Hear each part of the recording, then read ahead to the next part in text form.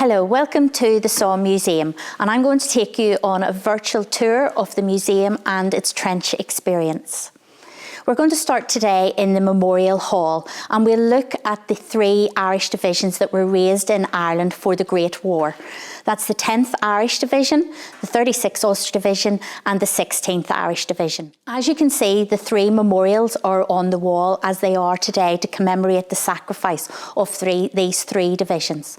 The 10th Irish Division, their memorial is in Ravova, or former Macedonia, and they served in places like Palestine, Gallipoli or Salonika. Then we have in the middle here the Ulster Memorial Tower to the 36th Ulster Division, and they served on the Western Front in places like Thiepval, up in Passchendaele, in Ypres, and their contribution during the First World War. We then look at the 16th Irish Division, and you can see their memorial here is the Celtic Cross, which is in a village it's known as the Ginchy Cross, but it's actually in Guillemont. And they served in places as well like the Western Front, the same as the 36th Ulster Division. The Memorial Hall, as you can see as we look around it, is full of memorials today that have been taken out of churches, of buildings, but no longer exist. And in the Somme Museum we have been able to rescue them and put them here so that people can look at them and come along and find their family history. In the middle of the memorial room we have the Vicar's machine gun, where people love to have their photograph taken and put a helmet on and have their image taken in front of the Vicar's machine gun. We're now going to go through the trenches and go and look at some of the exhibitions that we have. The tour starts in this part here as we're looking at the causes and the consequences of the First World War.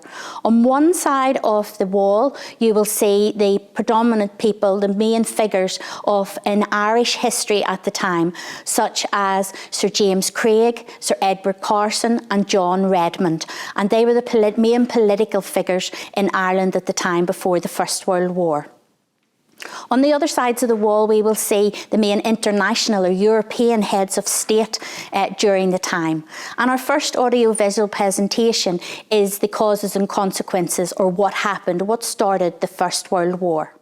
All the volunteers from the island of Ireland were actually volunteers. Conscription didn't need to be brought in.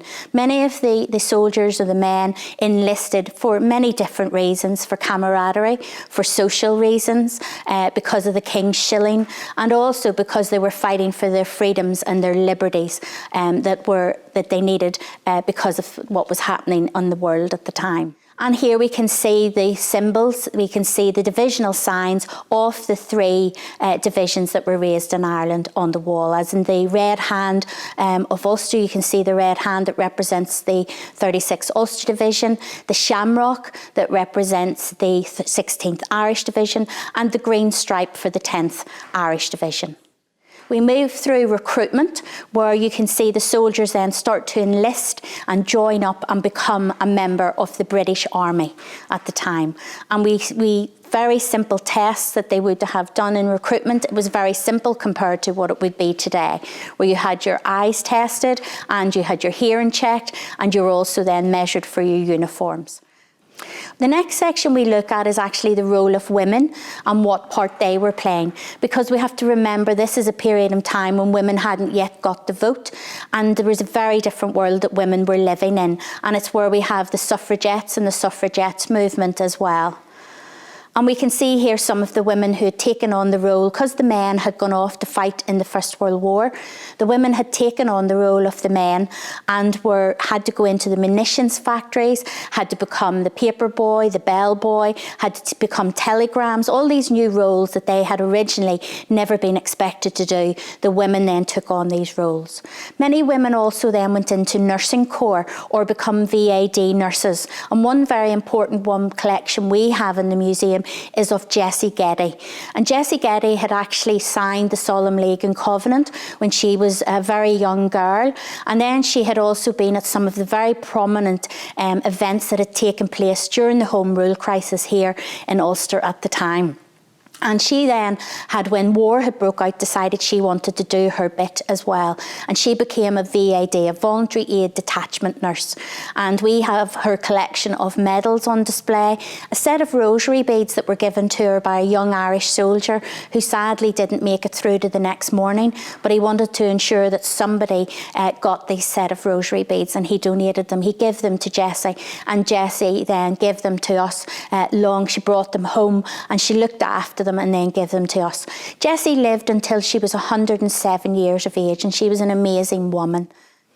The next section we move through now, we're going to go to France, and we're going to cross the gangplank, and we're going to find ourselves then in what would have been a typical barn billet, as we call it. Mostly it would have been for the officers, because it has sleeping accommodation that the privates wouldn't necessarily have got. And all the artefacts that you're looking at on the floor here are artefacts that we have dug up while over in France doing our archaeological excavations in Thiepval Wood that the Somme Association purchased in 2004. So everything that you're looking at is original and something that dates right back to the First World War period. And we are extremely delighted to have these artefacts in our collection that we're able to show to people who come to visit the museum. Our final section now, and the bit that everybody wants to come and visit when they come to the museum, is our trench system. And we have recreated the trenches as they would have been on the 1st of July 1916. You'll notice if you come to visit your museum yourself at some stage that the temperature drops as you walk through the door, because we're trying to recreate it as if it is the early hours of the morning before the battle. And you will hear the sound of the explosions and the artillery barrage playing overhead as we walk through the trenches. And you'll walk up, the first thing we'll come to is we're walking through the communication trench, and we'll come to the communication dugout, where you will see that the soldiers had to use things like Morse code, because we've got to remember that back then the communications were very basic compared to what military would have today. They would also use things like runners in the First World War, and Hitler, who we know goes on to be in charge or lead the World War II, the Second World War. Hitler was actually a runner in the First World War. Also, they would have used things like pigeons, dogs, and these were how they got messages across no man's land. We then move up in through the trenches, and you'll see our soldier, who is standing on the fire step, as it is known, and he is watching across no man's land to keep an eye on the Germans and see what they are doing on their side.